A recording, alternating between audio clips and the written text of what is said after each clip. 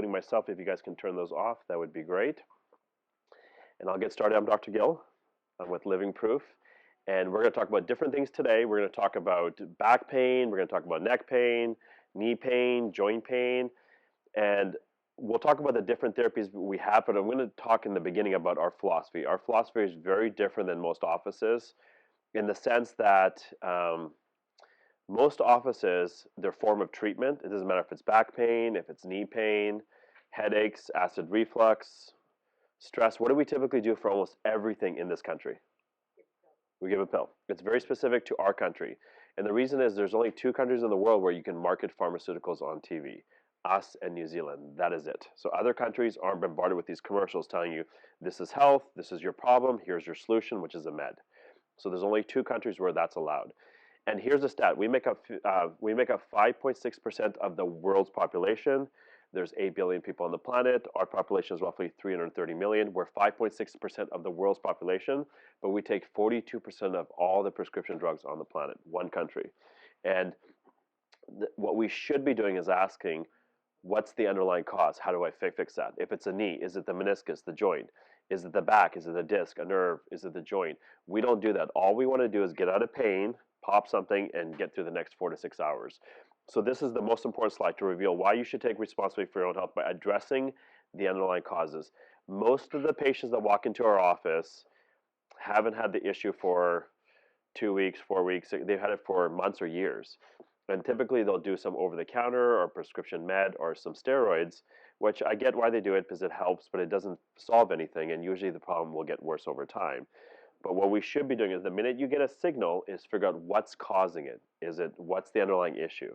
What's causing even acid reflux? What do we do when we have acid reflux? Take a pill. Nexium Prilosec totally works. Acid reflux goes away, comes back the next morning. We take the pill again. Next day it comes back. We take the pill. We don't do this for weeks or months. We do this for years. We should be asking what's causing the overproduction of acid. Is it the diet? Is it a nerve issue with the sphincter? Is it inflammation? We don't do that. All we want to do is get rid of that symptom now and get through the next day, 4 to 5 hours. So that's where our mindset needs to change. And an example of this would be type 2 diabetes. Type 2 diabetes is 100% reversible. It's when sugar comes into the body, your pancreas will release insulin, the receptors open up. The problem with type 2 diabetes is there's so much activity with the sugar, the insulin, that the receptors become resistant. They're just overwhelmed. And you can go to Barnes and Nobles. You can find 5 books with the title Reversing Diabetes in the title. But why isn't there a commercial on TV telling us how to reverse type 2 diabetes? It would, yeah. There's no money in it. There's absolutely no money. And then we always get asked, well, like if it's reversible, if it's that easy, why isn't it on TV? Because there's no money in it. So a lot of things I'm going to tell you, the things we do here, it's not a rocket science solution. It's very simple, but you have to ask what's the underlying cause, and you have to find the team that can help. It could be anything. So you want to say that Type 2 diabetes is reversible. You can record that, yeah. And type 2 diabetes, if I'm not mistaken, is all diet related. So yeah, so type 1 is when your pancreas doesn't make insulin. There's nothing you can do about that. 5% of diabetics, 4 to 5% of diabetics are type 1. That's an infection kills your pancreas, autoimmune condition kills your pancreas. 95% of diabetics are type 2. It's 100% reversible. Now, if you lose your foot because of diabetes, we're not going to get your foot back, but you can reverse it. And it's just simple things. One of my family friend is going to come visit from India Yeah. in May, because he's probably having type 1 diabetes, and he's trying to find solution. Yeah. Pretty small. He's I think 17, 18. Yeah. Well, here's what happens in America when someone has the type 2, not type 2. They get a lab test done, their sugars and A1C. And then what they do is they put them into the category of type 2 diabetes. If your A1C is above 5.8, 5.9, can be up to like 11. And then what we do is we put you on drugs like metformin or some sort of other, and it helps lower your sugar levels, helps manage your A1C, but no one changes your diet. And it's not just sugar, it's wheat and dairy, all that affect your sugar levels overall, and it's reversible. no one spends the time to educate the patient on what's the underlying cause and what you need to do to fix it. And you can't blame your doctors, because the average visit with your doctor is 7 minutes, because everything is managed care. They have 7 minutes, and that's not enough time to go to the underlying cause, go through your diet, go through your lifestyle. It's just much easier. Here's metformin, and psychologically, when you write that prescription, the visit's over. So that's how they keep it within that 7 minutes. So yeah, but when your friend comes, absolutely, if he wants to talk to us. Okay, big pharma. It's an industry that refuses to consider vitality important aspects of health, like how stress lowers the immune system, how processed foods, stress, and excessive calories, and insufficient exercise are recipes for disease, and how we're exposed to tens and thousands of toxins in the environment and food supply, and how they're linked to our illnesses. So, toxins. Did we have toxins 100 years ago? Yes. But to the rates we see today, no. We're exposed to 60,000 toxins today. 60,000. Now, 100 years ago, which is a snippet, when you look at how long we've been on this planet for, 100 years is a very short period of time. What changed in 100 years that we're now exposed to 60,000 toxins today? Advancements. What's that? Infrastructure, advanced Yeah, technology. technology, or we call it industrialization. It's what we've done to food. And they've studied Processed food. processed food. Yeah, that's the answer. Yeah, so it's they've studied this. 90% of our shopping is done right through the aisles. That food can sit there for for 2 years, 3 years in a box, bag, or can, and not go bad because it's full of chemicals and preservatives. Only 10% of our shopping is on the outside. The fruits and vegetables, the whole grains, and they've studied this that 100 years ago, 100 years ago, 90% of our diet was whole foods, fruits and vegetables from the ground, whole foods, and it's switched. So that's been the overall change. Even this will blow your mind. Type 2 diabetes, which we were just talking about. You're talking about type 1. Type 2 diabetes was defined in 1920. 1920, 100 years ago. You can Google this. So before that, you were hard-pressed to find a type 2 diabetic. No one even knew what it was. It wasn't defined until 1920. So 100 years ago is when it was defined. Now it's a huge issue. When you add prediabetes and diabetes, 1 out of 3 Americans have that. That's insane. And the biggest reason for that is in the 40s, 50s, and 60s, we started putting sugar in everything, in granola bars, yogurt. Now, most of the foods we eat, they add sugar to it because it adds more flavor, it's more addictive, but it has nothing to do with health. So that's why diabetes has skyrocketed. We spend more money than any other country, but even with our spending, in 2020, healthcare spending reached $3 trillion, but we're ranked 44th in terms of longevity. So this is not a typo, it's not billion, it's $1 trillion. We spend $3 trillion on healthcare. We should have the best medicine. We should be the healthiest on the planet, but that's not the case. We should have the best medicine in the world. We should be reversing diseases, but that's not the case. I always say, like, when you compare us to other countries, we have more hospitals, more urgent cares, more nurses, more doctors, more MRI units, but when it comes to health, we're not even close. Common healthcare concerns today: obesity, diabetes, knee pain, joint pain, neck and back pain, and neuropathy. Neuropathy is when the nerve endings in your hands and feet start to die out. Very common. This one drives me nuts because patients are usually told there's nothing you can do except for gabapentin, but there are things we do here at the office that works extremely well.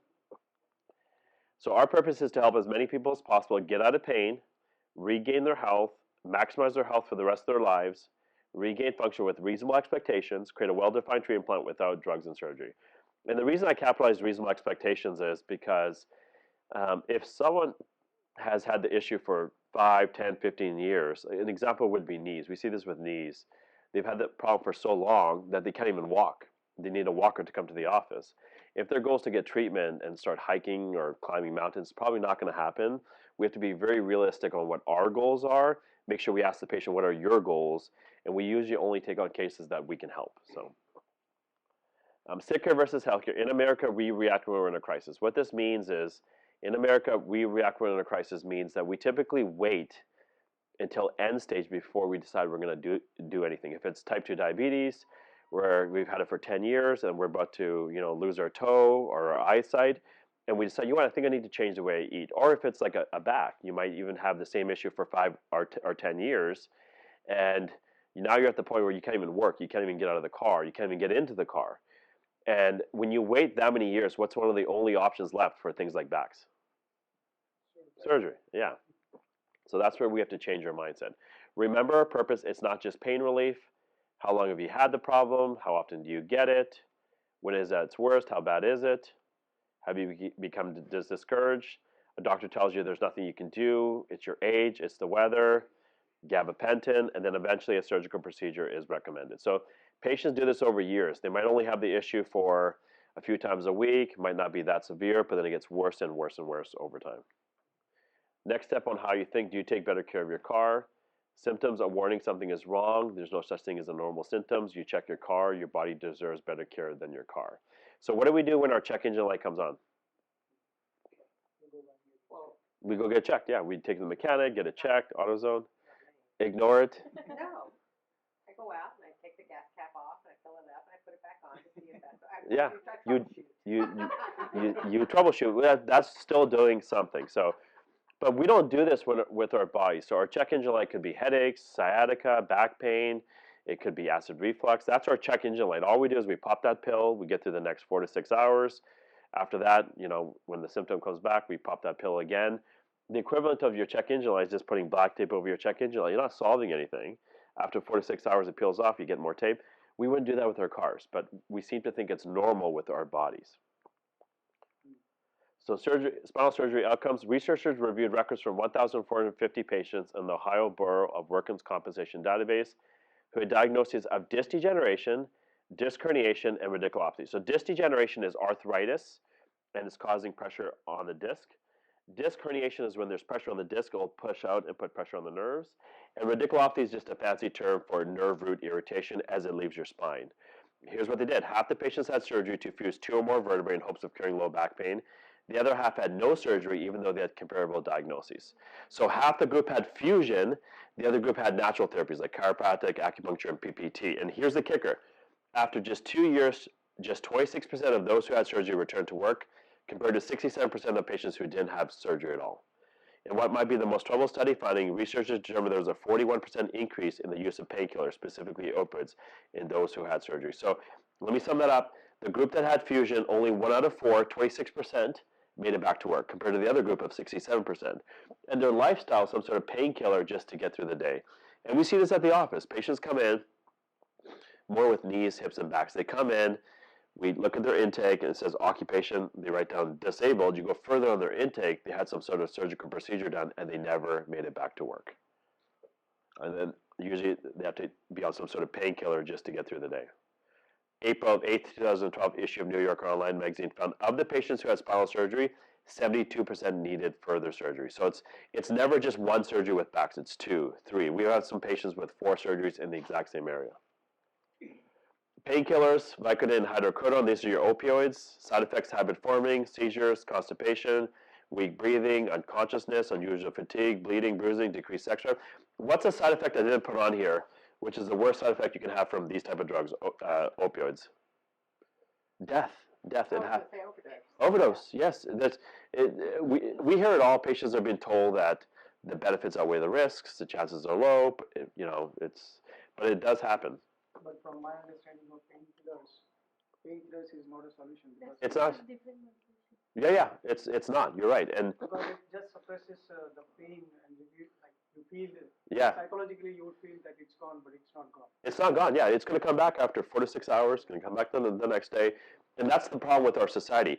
It is changing now. Like there's a new network series you have to watch. It called Painkillers. It's a 6-episode series. And the reason we have this series is because if you go back the last 4 decades, 40 years, pharmaceutical companies don't have to take responsibility. They settle.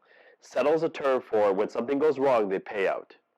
And that's called settling. And when you settle, you don't have to disclose anything. You just pay the damages that were caused, and you settle. Well, that changed in 2020 because all 50 states sued the pharmaceutical companies for the opioid crisis. So what they did was, because of these drugs like Oxycodone, so many people had died in their marketing tactics and their relationships with the FDA that not only were people suing, every state sued, and they won. They didn't settle because they don't need the money. They won. And because when you win, they have to disclose everything, marketing, their how they get the FDA to approve their drugs, how they get on the market, the commercials. And that's why we have this 6-part series called Painkillers. It's 100% true. Everything in that 6-part series was actually happened. It's one of those shows where you're watching it, you have to hit pause multiple times, and you go to your phone, did that really happen? And it did. It's 100% true. So we have this 6-part series because of the opioid crisis, and we always get asked all the time, Dr. Fronte as well, Dr. Gill, if it's so bad for you, why do they prescribe all these to everybody? And I always say, watch this 6-part series. It's only 6 episodes, and they explain everything: how the pharmaceutical companies get their drugs approved by the FDA, how they get the commercials out, how they educate the pharmaceutical reps. It's just all about how much money can they make, and they're not concerned about how they can get us healthier. They're concerned about how we can get on the pills. Yeah, you have to watch it. NSAIDs. There's an epidemic of adverse drug reactions to NSAIDs, non-steroid anti-inflammatory drugs. The Food and Drug Administration believes anywhere from 10,000 to 20,000 deaths each year are the result of severe bleeding caused by NSAIDs. It's a big problem. So these are patients that took an NSAID like ibuprofen. You see patients taking 2 in the morning, 2 in the middle of the day, 2 at the end of the day, and I usually take their 6 a day times up by 365 days a year. And I let them know your body's not designed for 1,800 of these a year. Your gut's not designed for this. So 10 to 20,000 patients took it as directed, got an ulcer, and bled to death. Muscle relaxer, Soma, Flexerol. Side effects: possible addiction, dependence, drowsiness, dizziness, changes in vision, headaches, clamminess, nausea, vomiting. The reason you get these side effects from muscle relaxers is if you have a right lower back muscle spasm, they don't write you a right lower back muscle relaxer. You take it orally, it goes to your whole body. We have muscles for vision, we have muscles for breathing, we have muscles for balance. So that's why they say don't drive when you're on one of these.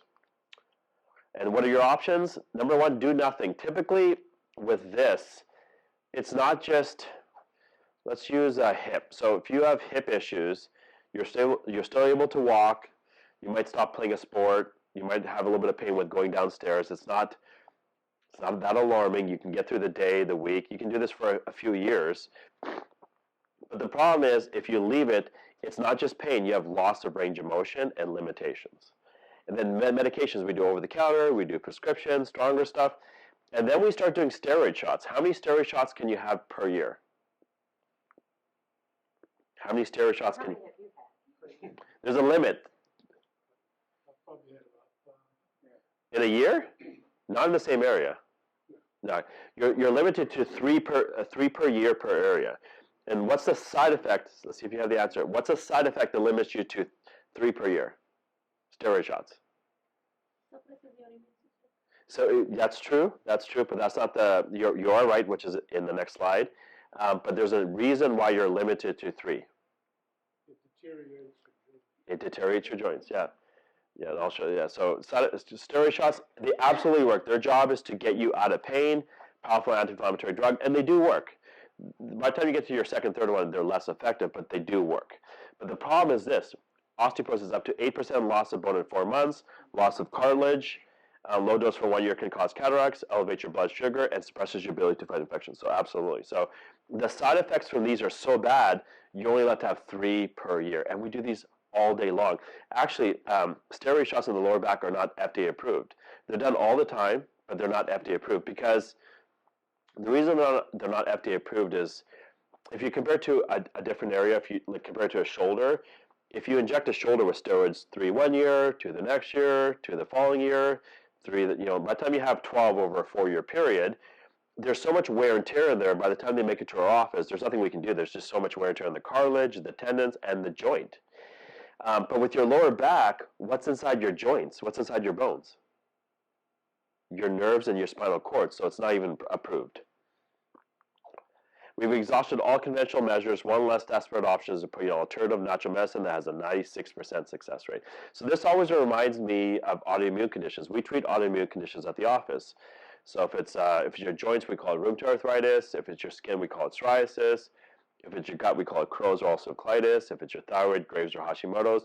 There's dozens and dozens of these conditions. In America, we do a class of drugs called DMARDs, or biologics, and they totally work. You take the drug, shuts down your immune system, your skin goes away, skin issues go away, your psoriasis goes down, your joint pain gets less, your digestive issues are just gone. And these the drugs for these commercials drive me nuts, because when you listen to these commercials like Humira or Solaris, it's it's not like the side effects are fatigue or digestive issues. The side effects are death, cancer, lymphoma. And it's because it shuts down your immune system. What we should be doing is asking, why is our immune system attacking the tissues in our body? There's always an underlying issue. It could be chronic infections, chronic inflammation. Something's happening on the inside for our immune system to create havoc on our body. And what we should be doing is asking, what's causing it? Solutions to spinal arthritis, what exactly is going on here? Treatment options, what's decompression, and what else can I do? So we're going to do a little deep dive here. And it's all common thread. So when someone comes to the office, we want to look at everything. Do they have neuropathy, disc pain, joint pain, diabetes, fibromyalgia, vertigo, sciatica, chronic fatigue, hypertension, stenosis, IBS? Because sometimes what we see is they might have 3 or 4 of these things happening at the exact same time, and then we want to look at what's the underlying cause. Could it be autoimmune? Could be chronic inflammation, food sensitivities. Could be something's happening on the inside of their body that's causing 3 or 4 of these things to happen. Instead, what we see is new patients come to the office, they have disc issues, so they're seeing the orthopedic surgeon for consults, getting steroid shots. They're seeing the gastroenterologist for their IBS, they're on meds for that. They're seeing their primary care for headaches, they're on meds for that, but no one's looking what's the underlying cause. They're spending 7 minutes with this doctor, spending 7 minutes with this doctor, spending 7 minutes with this doctor, but really no one looks at the whole picture. The spine. So this is your neck, this is your mid-back, thoracic spine, this is your lower back, the lordotic lumbar curve. So when it curves back, we call that lordosis. When it curves back in your lower back, we call that lordosis. So your neck is supposed to curve back at 45 degrees. You're supposed to have a 45-degree curve in your neck. What we find with our patients is they're losing that 45-degree curve, and their head's coming forward more. And this happens over years, and eventually they get more stress up here, they have more tension here, and then over time, they'll start to wear out these 2 discs, C4, C5, C5, C6, because when your head comes forward, your head weighs 10 pounds. Imagine a bowling ball, and your head's coming forward. It's harder to hold it here. It's more natural to hold it here. So what happens is eventually those discs will wear out, and you'll get arthritis and disc herniations as well. In your lower back, the 2 most common places to have disc problems are L4, L5, and the one below, L5S1. And the reason for these 2 areas is we sit so much that when we sit, we load those 2 discs. So if we move wrong, if we bend in the yard too long, we might irritate that lining of the actual disc. And then over time, as we sit, we keep loading L4, L5, and L5 S1. Injuries add up over time and leave a mark on the body. They can be large traumatic events or small repetitive stress injuries. If left untreated, these injuries will cause tissues to wear out. This sometimes takes many, many years. So it's never just your patient comes in and they bent in the yard to pick up the rake and their back goes out. They come to the office, they're like, Dr. Gill, all I did was bend the yard. I've done that 1,000 times. Why would that cause it? And it's our job to educate them. It might have started years ago with little injuries. You might have lifted something heavy, had a car accident, and every little injury, every little repetitive stress, sitting for 2 or 3 hours at a time just builds and builds and builds. And that last straw before you feel it is picking up that rake in the yard. What exactly is going on here? Degenerative joint disease, also known as osteoarthritis, is a condition where there's mechanical abnormalities. So degenerative joint disease is just arthritis. Any wear and tear in your lower back, neck, any part of your joints, your knees, is called arthritis. And in your back, if there's lack of motion, if there's good motion, you're not going to have arthritis. But eventually, once you get an injury, it doesn't want to move. That area is going to want to fuse, and arthritis will build up. Degenerative disc disease, degeneration of the intervertebral disc. For certain individuals, a degenerative disc can cause severe constant pain. And a herniation. So this typically has to be present for a few years. Then it will affect the disc. And then there's so much pressure on the disc, a tear in the outer fibrous ring of an intervertebral disc that allows a soft central portion nucleus to bulge out beyond the damaged outer rings, which I'll show you guys a quick video on that. So this is just an example. So when you have normal disc space, this hole is where the nerves come out of. We want that hole to be as big as possible. When that hole gets smaller, we call that stenosis. Now in this scenario, you start to get degeneration of the disc, and that hole gets smaller. Believe it or not, this is still enough room, even though it's half the size, there's still enough room for the nerves to breathe. Patients aren't going to necessarily feel it. They won't have any pain, but they'll have limitation and loss of range of motion at that point. It's not until they have a bulge where they lose more than half that space where they start to feel it. Low back pain, constant pain, pain down the legs, weakness. And then once they have a herniation, there's nothing that gives relief. Laying down doesn't help. It's just constant pain. And then can a patient have arthritis, thinning of the disc, and a bulge at the same time? Yes. So when someone comes to our office, we take x-rays on site. We want to see if there's arthritis. We do certain tests to see if it's a nerve, a disc, or joint. Now, this is a quick anatomy lesson. This is the neck. This is the back part of the head. This is the jaw. We want that neck to curve back. So if you look at this, we want to have that natural curve in that neck curving back. And when that's there, that natural 45-degree curve, the disc spaces are full, and the edges are round.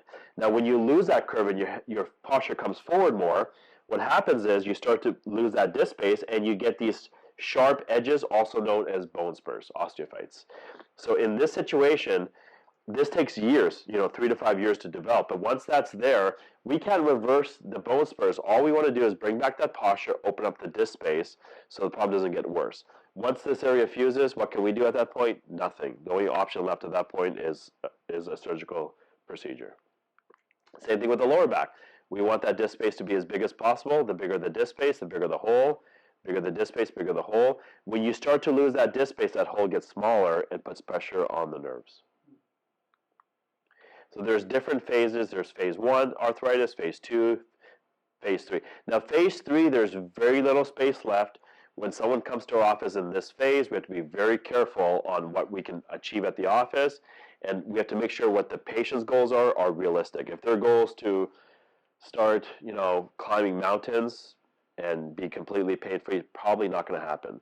Sometimes we don't even put care plans together for patients in this phase because it's 50-50. And if it's too complicated of a case, we typically don't put a treatment plan in place. So it depends on what phase you're in. Signs and symptoms of a disc bulge herniation. So this is nerve related. Sudden onset of back and leg pain. So that's the example where there's no issues and all of a sudden they bend forward and they have sharp shooting pain. Electrical pain in the leg, follows a specific pattern down to the foot, numbness, nerves, tingling nerves, weakness nerves, pain worse with prolonged standing, sitting, and sneezing. Now, as opposed to arthritis. Arthritis is going to be slow developing, dull, achy pain over years, stiff in the morning or after times of inactivity, decreased range of motion, normal neurological findings, and it's very easy to diagnose on x-rays. Now, fusion, we have patients who have had this done, but they've never actually seen x-rays of their back. So when they do surgery on your back, they put screws through the back. These little pokey things here are called your spinous processes. So they remove that, and the screws go right. There's 4 screws that'll go in. They're 2-inch screws, and they stabilize that area. Now what happens is over time, it creates wear and tear above that area and wear and tear below that area. And that's if the surgery does well. You have two choices: surgery versus decompression. Surgery, 52% of surgeries fail to relieve the issues. So once you get the surgery done, it's permanent. And sometimes patients are worse after the surgery, but only 52% actually get relief. Recovery ranges between 6 weeks to 6 months. Repeat surgeries to clean up scar tissue. Possible complications to the anesthesia, medications, infection, hardware failure, nerve damage as well. Decompression therapy, which we're going to talk about, 72% reduction of pain after 1 year, no recovery time, no long-term problems, no complications, no meds, no needles, no steroids, which I'll explain to you what decompression therapy is. So decompression therapy utilizes FDA-cleared equipment to apply distraction forces to spinal structures in a precise and graduated manner. Distraction is followed by cycles of partial relaxation. This technique of unloading due to distraction and positioning has shown the ability to gently separate the vertebrae from each other. Distraction creates a negative pressure vacuum that causes the retraction of the herniated or bulging disc into the inside of the disc and off the nerve roots. This promotes the diffusion of water, oxygen, and nutrient-rich fluids right here from the outside of the disc to the inside. These nutrients enable the torn and degenerated disc fibers to begin to heal. So when there's pressure on the disc, it's going to put pressure on the nerves. Our goal is to open up that space to allow that disc to heal. This is a quick video that kind of explains how this works. Okay, so this is a cross section of the actual joint. These little spiky things are the spinous processes, is what we can feel in the back. That's the disc. That's the spinal cord. Those are the nerves that go. Is it a disc? Is it the vertebrae? We want to figure out what's the underlying cause and work backwards from there. So we do nerve testing, postural exams, orthopedic testing, spinal x-rays, and thermography here at the office. And then we want to figure out what's the underlying cause. Other treatments we do decompression therapy, which we're talking about. We do knee decompression. So same concept with the knee. We want to open and close that joint to allow the meniscus and cartilage to heal. We also do weight loss, chiropractic, and we also do neuropathy treatments as well. One thing we use for neuropathy, we use rivetive nerve stimulation. So these are patients that have lost sensation at the bottom of their feet, and they have a hard time with their balance. They have pain at night. They have a hard time sleeping. We use rivetive, which increases nerve activity, increases circulation, decreases inflammation, and also decreases pain. We also do knee decompression. It attaches to our machine. And again, we're trying to open up that space to allow those soft tissue structures to heal. We also use Indiba. It uses radio frequency. What this does is if someone has adhesions in their back, their lower back, or their knee, or their hip, we're able to break up those adhesions and create healing. It also increases the blood supply to that area. We've been using Indiba because they've done 170 scientific publications and 8 PhD theses. So they've been around for decades. They've been around a lot longer in Europe than they have here, but they've done all the studies. Okay, imagine what your life will be like when you're no longer suffering.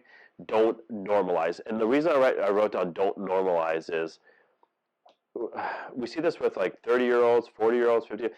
They'll modify their life for a pain issue. They don't never leave the house, never see their grandkids, or they stop playing tennis, or they stop playing pickleball. Everyone's playing pickleball nowadays. But they just modify their life for a pain issue, if it's knees, backs, or hips. Don't do that. The goal is to get your life back. How you will change when you wake up every morning without pain, how happy your friends and family will be when you have your life back. Remember a pain-free day. And when we ask this, remember a pain-free day, some patients go back 5, 10 years with the same problem, with their back issues, with their knees, and they're just getting used to it. Okay. We always get asked, what exactly are we doing here today? What we're basically doing here today is you can come into the office, get an evaluation. We also take X-rays as well. We also do an introductory decompression session as well.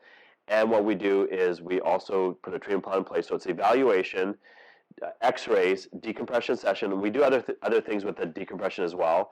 And we also do a treatment plan. We're doing it for $39. Normally we charge $175. We're doing it for $39. And the reason we're doing it for $39 rather than charging the full $175 or billing your insurance, $39 gives us a chance to see if we can help once we do the diagnostics, once we do the treatment, and even the treatment.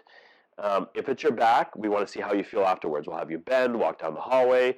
If it's your knee, we'll have you walk up and down the hallway, and we want to see less pain, 20 to 30% less pain after that one session, and more range of motion in the joint. So that's, even though it's a treatment, we use it as a diagnostic tool. If you don't see changes after that first visit, that means we take X-rays, but that means the arthritis or the problem's so far gone that our treatment plans may not work. So once we do that initial treatment, the decompression, the X-rays, we have a chance to see if we can help. So if you guys want to take advantage of that, please see Alex in the front and Decovia in the front, and they can get you guys signed up for that. We have our schedule for Wednesday and Friday this week, so if those days work for you, if you can make it on those days, not a big deal. Just we can always schedule you for a different day, but they have our schedule for Wednesday and Decovia. We have for Wednesday and Friday. Okay. Yes. Yeah. Okay. Is it only at this office? Yeah, just here because we have the X-rays here and we have the decompression machine here as well.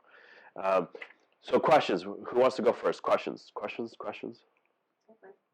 On behalf of him. Yeah. What happens if you have multiple joint issues? Yeah, so when you come in for this evaluation, we'll evaluate up to 3 areas. So if it's a back, shoulder, and knee, we'll evaluate up to 3 areas. It's all included in that $39. Oh, he's got more than 3. We'll just do 3, yeah. We can always have you come on a different day. Otherwise, you'd be here the whole day. Bring him on a Sunday. We'll just bring the whole team in. He's got neck, back, hips, knee, shoulders. Well, pick the top 3 that cause the most amount of discomfort. Questions? Oh, no, I just wanted to know, once you do decompress the bulging disc, how will like fit back into the space? Yeah, so we take x-rays, and the x-rays will show us the space. So when we do the treatment, we'll follow you along, we'll ask you how you feel, we'll test your range of motion, but at the very end of the treatment, we'll re-x-ray, we'll see how much space that we got back. By taking the X-ray every time, just make Yep, sure. it's all part of the, yeah. How about flat foot? Flat foot? Yeah, so there's different treatments we do for that. We have 4 or 5 doctors that come in here. We have some doctors that's all that they do. Now, if your foot is turned in, it's a flat foot, it can actually cause hip problems and back problems. We'll actually work on the hip problems and back problems first, get you feeling better, correct that area, but then we'll go to the root cause. It might be a foot turned in, because if your foot turns in, it's going to put pressure on the inside, opposite hip. So once we're done, we're going to give you stuff that you do at home to correct those issues. It could be orthotics, it could be home exercises, so we want to fix that as well. From what you explained, everything, it looks like that the way in which we get our annual health evaluation done by the insurance for free. Yeah. This is all. This should be included in that. Yeah. Well, when you get a physical done, if your blood pressure is off, they put you on blood pressure meds. If your cholesterol is off, they put you on cholesterol meds. No one's looking. It's really tough to answer. Like, it's almost mind blowing that what they're doing, because all it's designed to do is put you on more and more drugs. I'm not saying there's a time and place for drugs. There's like, if you break your arm, don't come here. Go to the hospital. They'll put you on meds. They'll fix it. Put a cast on. But when it comes to just living longer, living healthier lives, that's not the answer. And we use drugs for everything. And our patients, people that come in, they think that the more drugs you're on, the healthier you're on. That's not the way it works. And I'm Indian. You guys are Indian too. India's turning into America. Like even Mexico. Mexico is turning into America. And when I say that, there's something called NAFTA, North American Free Trade Agreement. And what that is it was during the Clinton administration where they created this trade agreement between Canada, America, and Mexico. And once that went through, every fast food restaurant, McDonald's, Pizza Hut, Burger King, opened up in Mexico. And they're eating just like us. So their diabetes rates have skyrocketed, their cancer rates have skyrocketed. And we see this in other countries as well. One documentary I really recommend everyone watches is called Blue Zones. Have you ever seen Blue Zones? It's on Netflix. It is phenomenal. It's about centurions, which is a term that's new to me. Yes, it's about the most active 100-year-olds in the world. The most. Burn up an hour, aren't they? Yeah. Well, they talk about 6 cities: Okinawa, it's an island in Japan, small town in Costa Rica, Siberia. There's like 6 places they go to, and these are not just sitting around 100-year-olds. They're active. They're working out. They're playing in the yard. They some of them still work. They're like very active, and they eat a certain way. But one thing for sure is they're not going to the supermarket and going through the aisles. There's no supermarkets around in all these towns. They're not going to the fast food restaurants. They live a certain way, and some of these 100-year-olds look like they're 60. Like, they look so good. So there's something that they're doing that, even though we have more technology, more money, we're missing the whole point. So it comes down to education. Well, thank you for coming, guys. If you guys have more questions, we're here. If you guys want to take advantage of the $39 promotion, please see Decovia. If you guys have more questions, come on up, and then we can answer those. Yeah. Thanks for coming.